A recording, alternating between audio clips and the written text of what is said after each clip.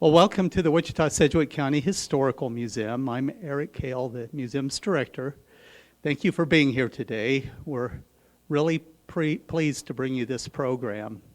It could not have happened without the support of the Charles and Joanne McElwain Foundation, which has been a great help to the museum through the years, through the generosity of Charles and Joanne, who were members of the museum, and they've left their estate to help a lot of different charities in the community, but especially us. Also, I thank the Humanities Kansas for their speakers, especially Katie Keckeisen, who's featured today. We also thank the City of Wichita and the Sedgwick County Board of Commissioners for their operational support, as they've done for many decades. Now I'd like to introduce Katie Keckeisen, who practically grew up in the State History Museum in Topeka, where her father Bob served as director. Today, Keckeisen is the local history librarian at the Topeka and Shawnee County Public Library and a Humanities Kansas speaker. Welcome, Katie Keckeisen.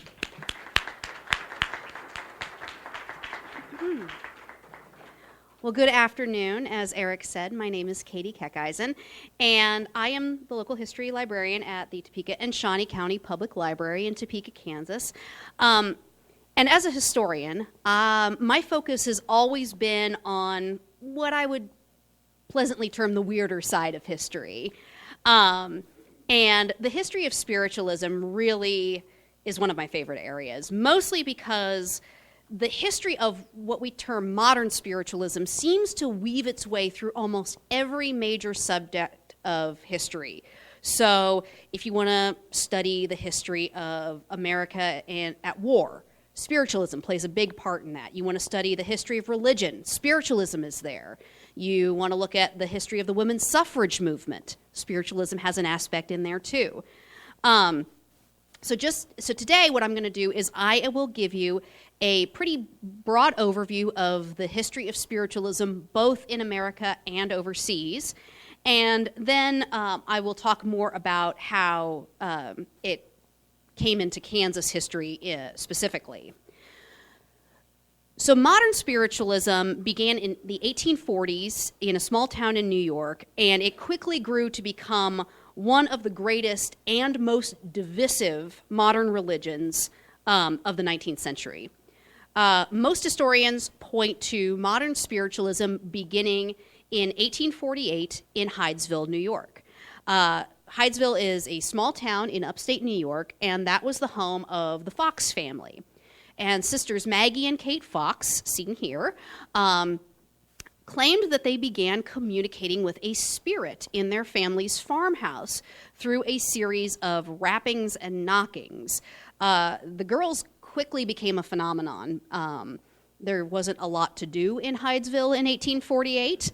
And so when word got out to the locals that these two sisters were having, conversations with the ghost that was living in their farmhouse, people started to come and watch.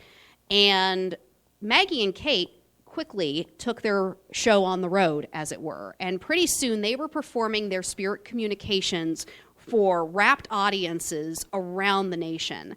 And pretty soon, spiritual mediums could be found in almost every single town in America, and this new religion of America's had taken root and showed absolutely no sign of stopping.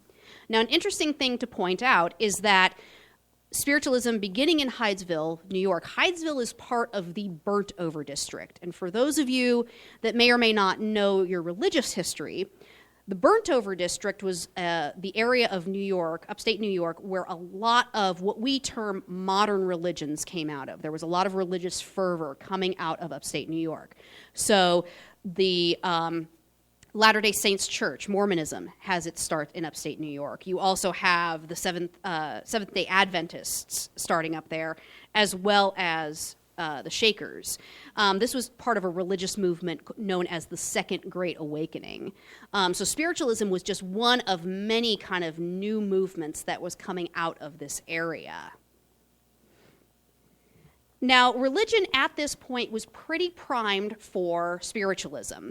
During the 1840s, the ideas of this lovely coiffed gentleman, Emanuel Swedenborg, were kind of taking root in America. Now, Swedenborg was an 18th century philosopher, and his writings and philosophies had just been translated about the time that the Fox sisters began their spirit communications.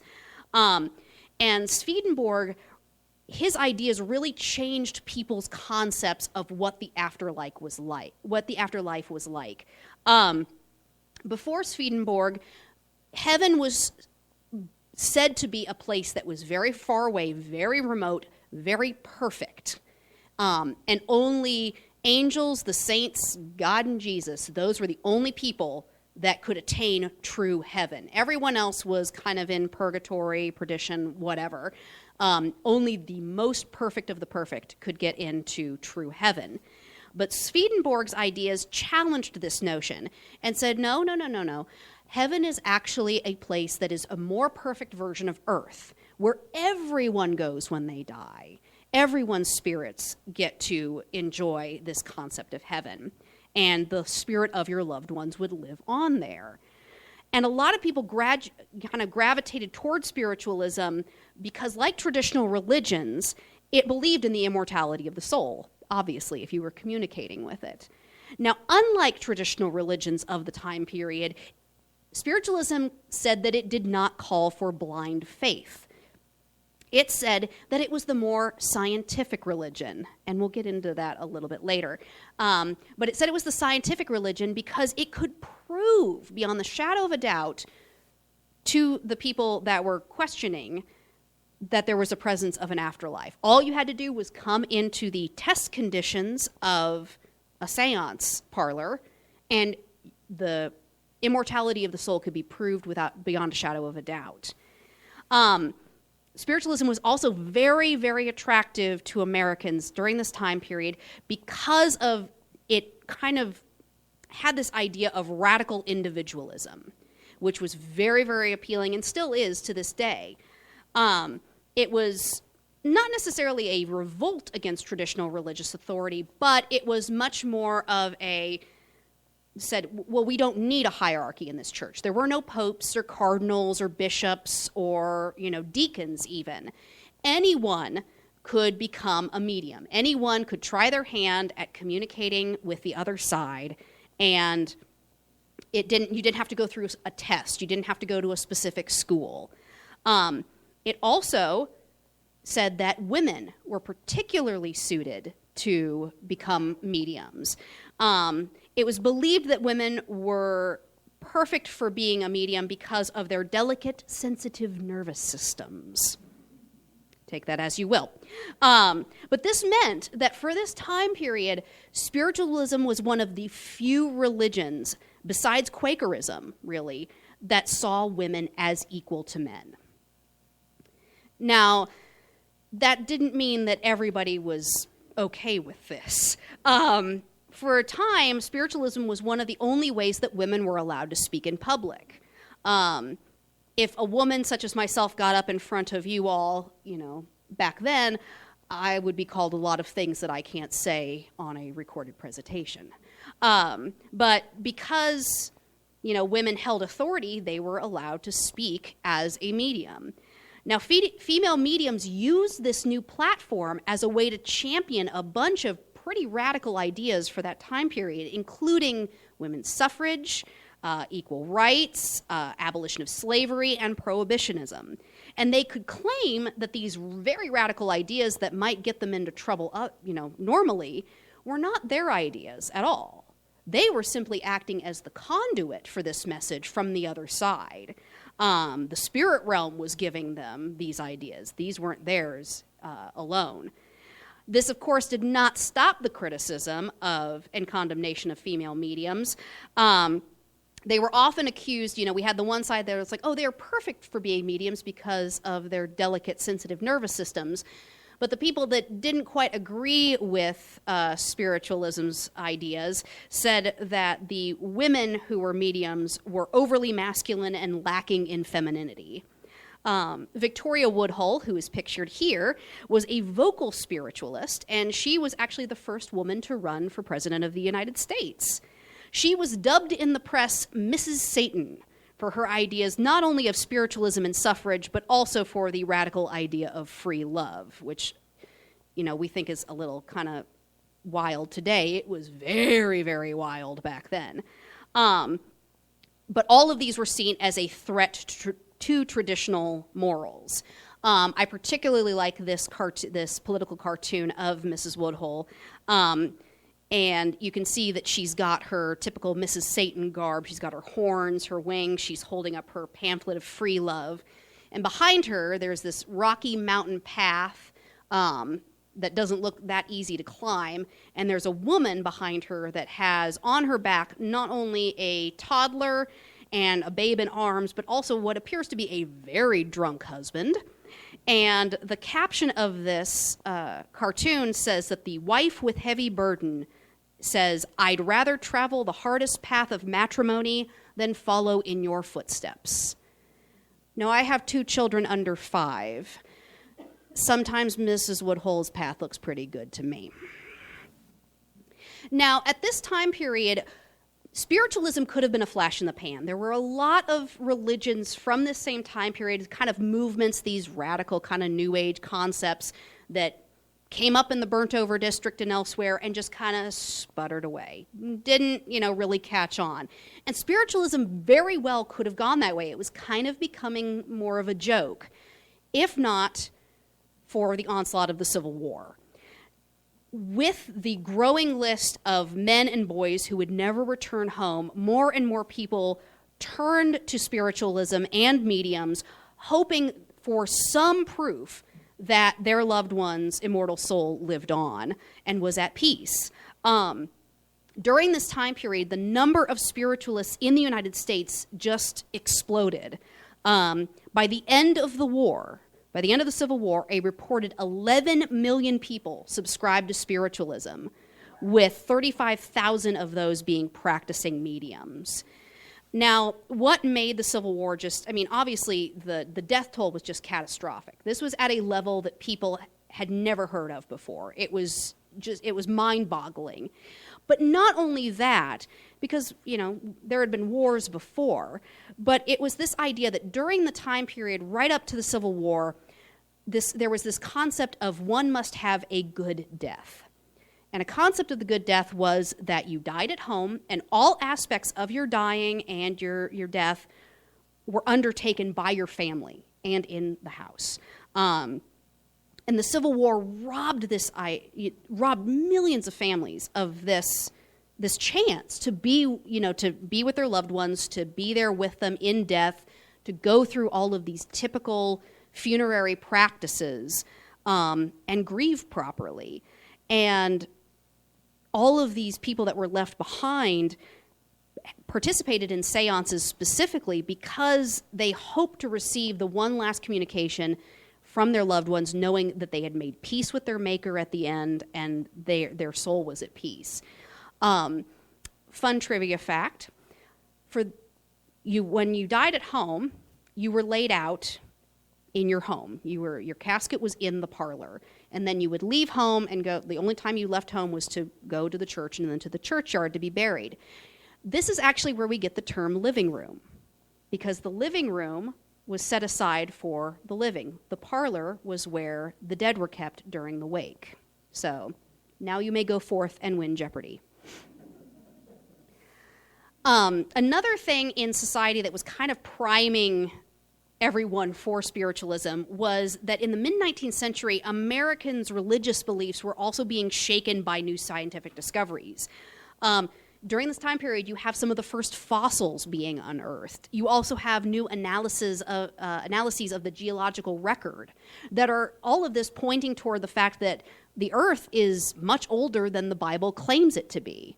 And so people were clamoring for a way that they could still hold their religious beliefs and have these new scientific ideas meshed together. And like I said, spiritualism said it fit the bill perfectly because it was the scientific religion. All All you had to do was go to the demonstrations in a seance room, and these were perfect test conditions under which you could see that there was an immortality of the soul. Now, we'll talk about that a little bit later as to whether they were true test conditions or not. Another interesting thing that, as you know, with the Civil War, there were a lot of advances in medical technology as well. And so spiritualism fit this bill as well. Spiritualism had a healing component to it besides, seances and spirit communication. There was also spiritual healing. There were those in the movement known as spiritualist doctors who subscribed to the ideas of Anton Mesmer. Mesmer was an 18th century physician who believed that our body was governed by a kind of magnetic fluid, and that any illness from a cold to cancer was caused by an imbalance in this magnetic fluid within your body. And Mesmer believed he hit on the perfect way to cure anyone with this. He claimed that he had this animal magnetism, and that's where we kind of get that term. Animal magnetism was from Anton Mesmer. And he said anyone who had this potent animal magnetism, all they had to do was wave their hands over the patient, mesmerizing them, and that would realign the magnetic fluid in that patient's body and restore them to health. Take that for what you will. But there were a lot of people that claimed that they had these powers as well, and so you had not only the spirit communicators, but you had the spiritualist doctors. Another thing that was really taking off at this time period was technology. So you have not only the scientific discoveries, but also scientific pioneering through technology, and spiritualism drew parallels with this as well. It really hopped on a bunch of bandwagons, as it were. The Fox sisters, who we talked about at the beginning, their rappings and knockings were very similar to Morse code, which had only been developed about 5 years before they began communicating with a spirit. And so people saw a connection there. And later, spiritualists claimed that they were basically a spiritual telegraph between this realm and the realm of the spirits. And, we might look back at this and just kind of laugh and be, oh, what idiots. Being a telegraph is, it's science, it's not religion. But if you put yourself in those shoes, think about it. If you had never known it was possible to talk to somebody that lived thousands of miles away, and then all of a sudden you can stand in a telegraph office, send a message to your aunt who lives in New Jersey, say, and get a response to that message without hearing or seeing her almost instantaneously, it's not that big of a mental leap between that and saying, well, why can't we talk to people that we can't see because they're dead? So it wasn't that big of a mental leap for them, really. Now, another big technological advancement that spiritualism also jumped on was photography.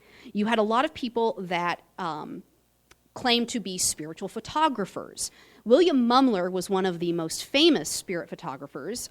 He had previously been an engraver, a silver engraver, which we have a lot of beautiful examples of. But he had been a silver engraver in Boston, and he had married a spiritualist named Hannah Stewart. And she claimed to be a medium. She had a photography studio next to his engraving studio. And one day, Mumler was testing out some new photography equipment in his wife's studio, and he set up a shot of himself standing next to an empty chair, and he let the shutter go. And he claimed that when he developed that photograph, the chair that was empty when he took the photo and when he was standing there suddenly had a spirit in it. And so he believed that he was onto something, and pretty soon everyone agreed with him. And there were lines of people around the block hoping that Mumler could capture a last photograph of them with a loved one. Now, this word pretty soon reached America's grieving First Lady, Mary Todd Lincoln. Now, Mrs. Lincoln, of course, was very heavily involved in spiritualism, both before and after the death of her husband, President Abraham Lincoln.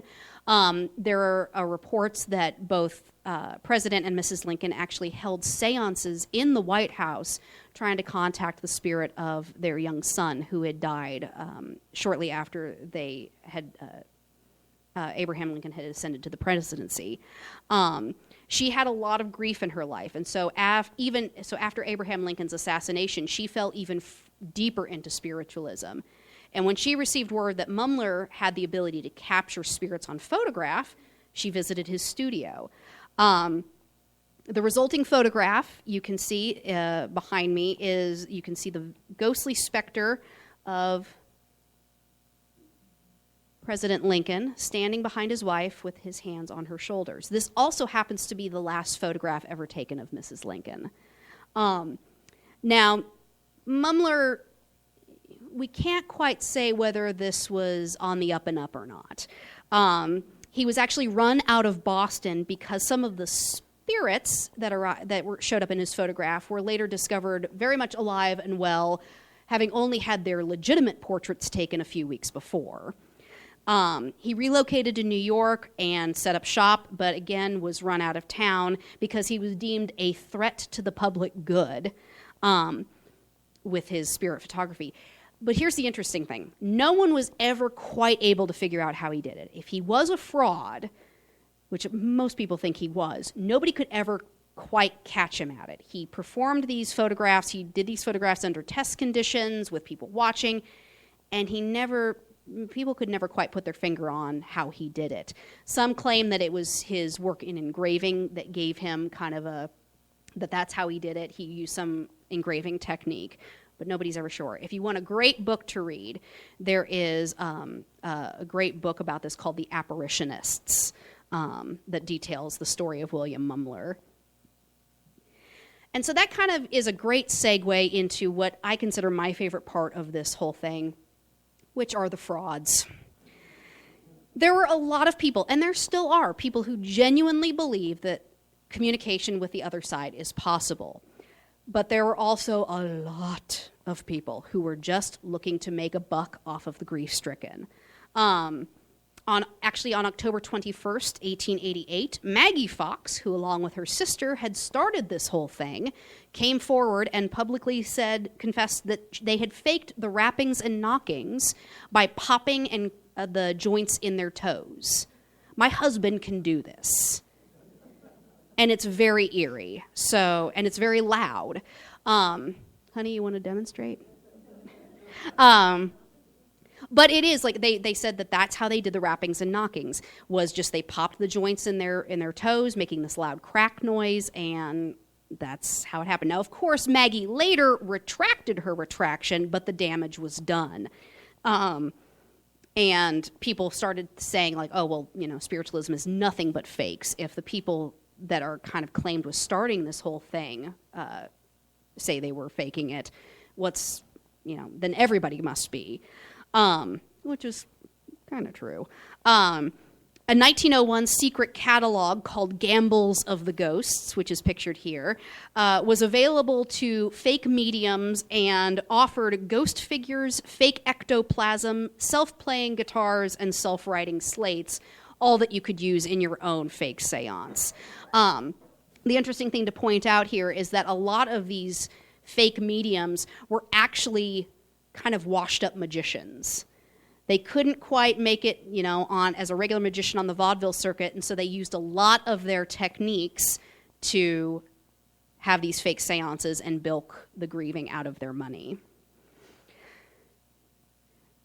And again, we have this kind of idea of spiritualism at this point. This is, early 1900s. Spiritualism is kind of just starting to become more of a parlor game. It's not really taken seriously anymore. But it was a pretty popular thing to do at get-togethers. It was a type of entertainment. Table tipping became a game that was played regularly at parties. And it was actually kind of a fun way that in a time when, flirting or courtship had to be very rigorously controlled, that you could sit next to your crush and just kind of play a little handsy with each other, but it was all above board. With table tipping, You place your hands on the table, as seen here in this picture, and the table is supposed to levitate slightly.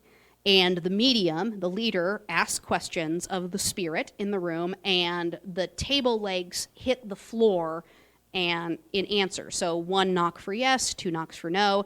If you want to start to build a sentence, it takes a while. What's your name?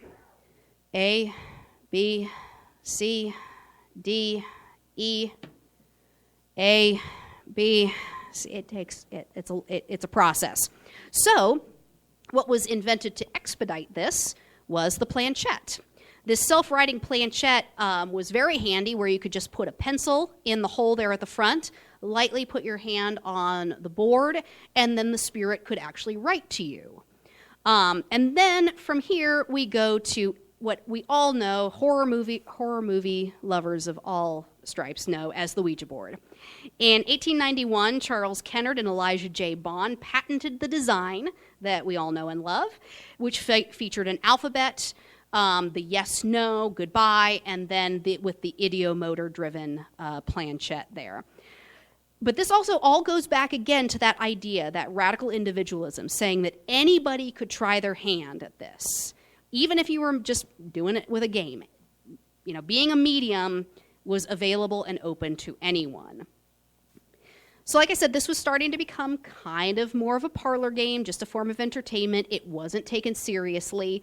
Maggie Fox had come out and said, well, we were faking it. And so spiritualism at this time period was kind of a joke. But once again, something happened that ushered in a brand new wave of interest in spiritualism and spiritual communications, and that was the outbreak of World War I.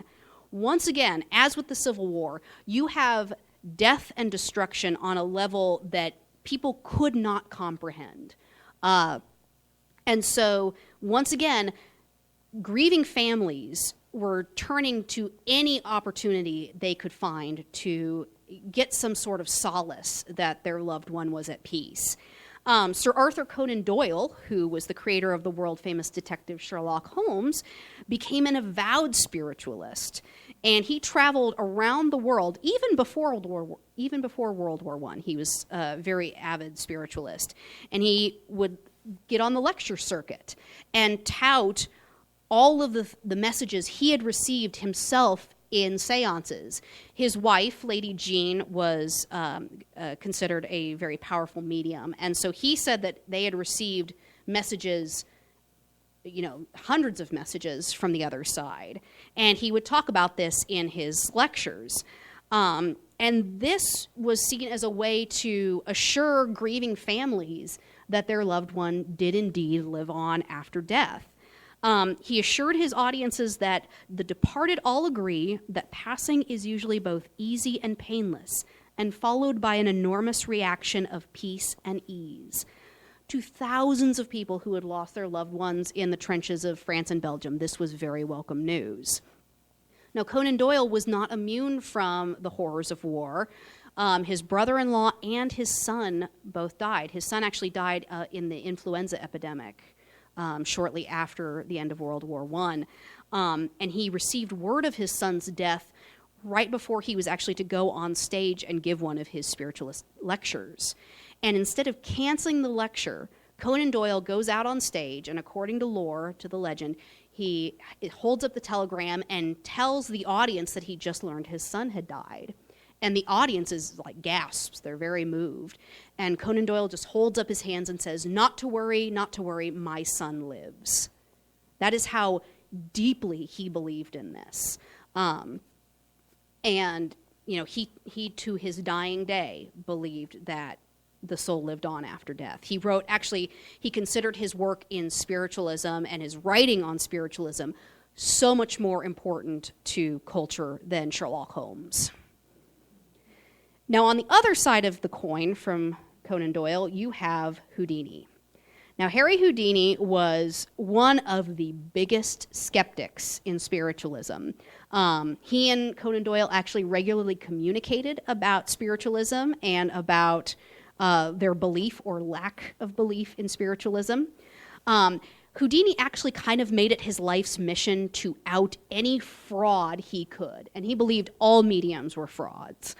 He called spiritualism this most monstrous fiction.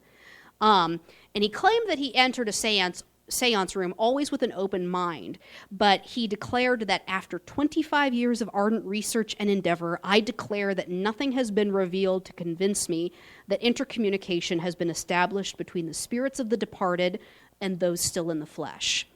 And Houdini often would out these fake mediums using techniques he had learned from his own magician's act, his own magic act.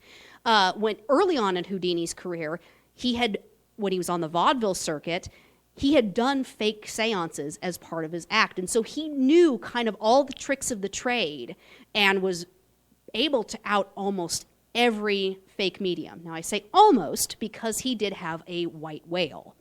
And that was Miss Mina Marjorie Crandon, who is also known as the Witch of Lime Street in Boston, who could produce ectoplasm from various orifices in her body. I will leave that there. But if you'd like to learn more, again, I have a great book recommendation for you, which is called The Witch of Lime Street, all about how Houdini's life mission to try and find out how Crandon was faking her seances. She actually participated in it was, I think, an early version of Scientific America's put out a call to say, like, hey, we'll give $5,000 to any medium who can prove that they're legit. And Houdini sat on the panel, and there was this whole infighting about, whether he was actually biased or not. And this book goes into all that detail. So if you'd like to learn more about how Houdini tried to out every spiritualist he could, that's a great book. So we've kind of gone over a little bit of the history in general of spiritualism. So we can take a little bit deeper dive into where Kansas fits into all of this. Kansas was not immune from the popularity of spiritualism, especially in the post-Civil War era.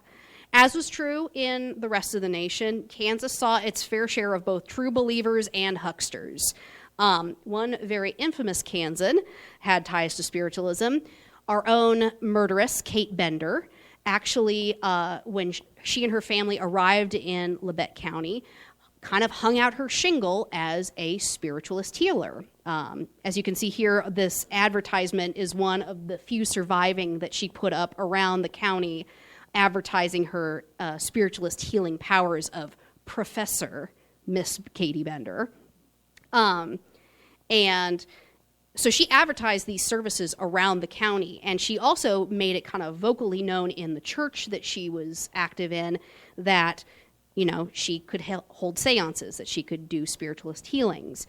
In 1872, a local man named John Dienst Jr. actually died in a prairie fire. And for some reason, Katie Bender really latched onto his family and said, I want you, to his wife, to his widow, I want you to come and have a seance with me. Come to the cabin. I will have a seance. We will contact. Don't you want to have a conversation with your husband? And she badgered this poor family so much that later on, when she arrived at the Dienst family property, she was run off by John Dienst's mother because she had just bothered them so much. Now, after the Benders, murder spree came to light, many people in the county came forward to say that they had gone to have a seance at the Bender cabin, and something just didn't feel right. That they were sitting there, and Katie Bender never really said anything, and the family was just kind of looking at them weird, and they cut the seance short. So it kind of became local lore that if you had gone to a seance at the cabin, you kind of barely escaped, with your head. So that's another way that historians believe the Bender family lured people to their cabin to murder them and rob them, was by advertising Katie's spiritualist gifts. Also, of course, later on, a lot of local mediums claimed that they could tell you exactly where the Bender family had absconded to, for a price, of course. But, of course, none of these leads ever came to fruition. Now, we also had our kind of local Houdinis as well. Carrie Nation, our very own barroom smasher, was vehemently opposed to spiritualism. She had a very short-lived periodical called The Smasher's Mail, which decried spiritualism in its inaugural edition. There are most columns of the page in the pages are taken up with her talking about how there were sessions of the National Spiritualist Association that were going to be taking place in Topeka in 1901, and she said that anyone who went to these hell shows, there would be a curse for everyone who goes to this pandemonium. Calm down, Carrie. Now, the Smasher's Mail did not last very long. I think it was only like a year run, if that. But it was, she used that paper as as a platform, not only to decry the evils of alcohol, but also things like spiritualism. Now, we've talked a lot about people, just in general, not just with Kansas history, but we've talked a lot about people that were out to, make a buck. We've talked about people that were out to, decry spiritualism. But again, we have to remember that there were and are people that genuinely believed this was possible. And one heartbreaking example of this can be found in the collections at the Kansas State Historical Society, where I used to work, in the diary of a woman named Elizabeth Edwards. On June 1st, 1926, Charles R. Edwards, her son, who was a playwright and actor from Kinsley, Kansas, he committed suicide in Tulsa, Oklahoma, while he was rehearsing one of his plays. The Edwards family was a pretty prominent ranching family in the Kinsley area, and the community was devastated by this loss. And of course, his mother was just beside herself with grief. And about a month after his suicide, she began to keep this journal. And she was in this journal attempting to contact her son's spirit through automatic writing, which we kind of talked about a little bit with the planchette. It's where you just kind of lightly hold a pencil and let the spirits guide you. Now, at first in this diary, no words appear. It's just scribbles. And you can kind of see in this picture behind me, those are kind of the scribbles that first appear. But then on September 24th, the word mother is written clearly. Now, as time passed, Charlie, as his mother lovingly called him, communicates more and more clearly, often with the help of a spirit guide named William. Now, spirit guides were very common throughout seances. It was typically a spirit on the other side who had been there longer and was more in tune with how to communicate with the realm of the living. And through this spirit guide, Charlie tells his mother how beautiful heaven is and how he wishes she could be there with him. And early on, he implores his mother to join him. On February 3rd, 1926, Elizabeth tells Charlie, "I can't come until I'm called." And Charlie responds, "Yes, you can, Mother, just as I did." Now, over time, Charlie has less and less time to talk. Most frequent communications are, "Charlie loves you but cannot come right now," from William to Elizabeth, or "Charlie has gone, Mrs. Edwards, but will come again." This shows up over and over and over and over. The writings in this diary take place over about 2 years, with a total of 107 sessions between Elizabeth and supposedly the spirit of Charlie. Now, whether this is indeed a true, example of spirit communication, or this is a grieving mother's subconscious working through grief, I'm not here to tell you. But it is one way to show that this was very real for people. And it, while it's something that can kind of be laughed at when it's the, people trying to make a buck or the people that get outed, it was genuinely believed by thousands of people. Now, spiritualism still exists today as the National Spiritualist Association of Churches, and there are a variety of spiritualist societies. In Kansas, in particular, the Sunset Spiritualist Church has operated in Wells, Kansas since 1921 and still regularly holds meetings and camps. For the most part, however, spiritualism has kind of become, once again, more of a parlor trick. You know, you can go to Target and buy a Ouija board. But if one thing is true throughout history, looking back at this history of this movement, is that we've seen these dips before. So who knows if there will be something that will once again raise spiritualism up and bring it back to the fore. Only time will tell.